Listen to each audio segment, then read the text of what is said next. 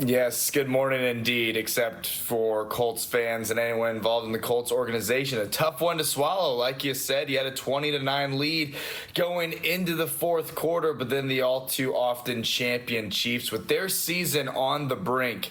Let's not forget snatching victory from the jaws of defeat. It was quite the interesting game, and let's get right into it. This offense has to be called into question right away. That's what everybody is talking about this morning and what was talking about directly after the game, mainly the second half and overtime. Look, it started really well in Kansas City, capitalizing off an early interception, converting big third downs, moving the football. Drew Ogletree getting his first catch, first touchdown of the season, and the Colts were off and running. They had a 14-9 lead going into the halftime break, and of course extended that to 20-9. But slowly, the offense started to sputter a bit, and especially in that second half. Jonathan Taylor was held to just 58 yards rushing in this football game, and this was the kicker. 4 straight 3-and-outs in the second half and overtime. The offense just couldn't do anything to put this game on ice. When you have the Chiefs on the ropes, you have to take that game, and the Colts decidedly did not do that. Get this, in the fourth quarter and overtime, the Colts scored 0 points,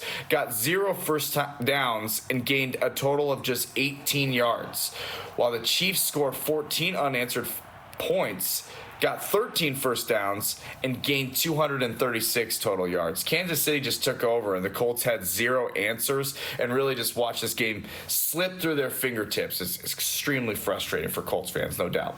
Hey, Dom, you talked about the offensive collapse there. What did you make of the Colts' defensive performance, though?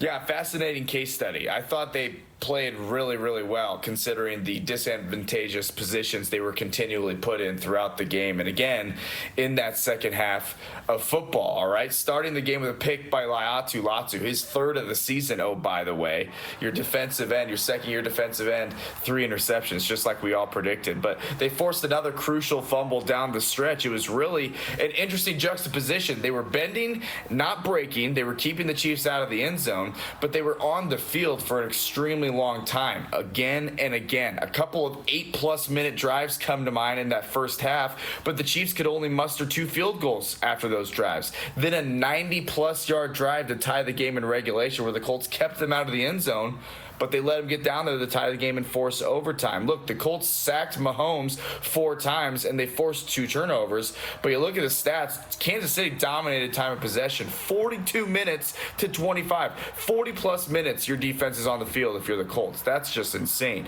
Kansas City put up around 500 yards of total offense, 33 first downs to the Colts 10. Who knows what to make of it, but the Colts let the Chiefs hang around, and KC, when you let them do that, they took the game while the Colts did not. I think being efficient on 1st and 10, I thought at times we did that a little bit, but we didn't do it enough in the second half. It wasn't good enough, and it starts with myself. I think we got to be better in all phases, run and pass, moving the football.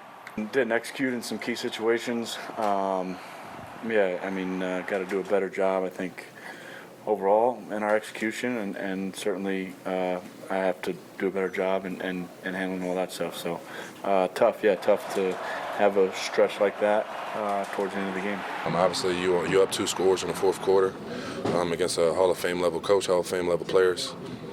Listen, you got to win those type of battles. We've been in those type of scenarios at different points in this season, knowing that, listen, we got to get a stop, but also bleed some clock too as a defense. So, there's nowhere else you'd rather be, playing, high-level football against a great opponent on the road in a great environment. So we just got to make the plays that we need to make to win the game. Not to mention 11 penalties for 83 yards for the Colts. It was as frustrated as I've ever seen that locker room, and Shane Steichen, no matter how you slice it, frustrated. A massive division game next week. The Houston Texans come to town. They're surging in the right direction. Doesn't get any easier for the Colts down the stretch as they drop to 8-3 after the loss. The barbecue is good, though. Not all bad here in Kansas City. It always is. Hey, Dom, thank you. Yes, glad he's able to get some good barbecue. The rest of us just let out a long sigh at the end of that game. Yeah.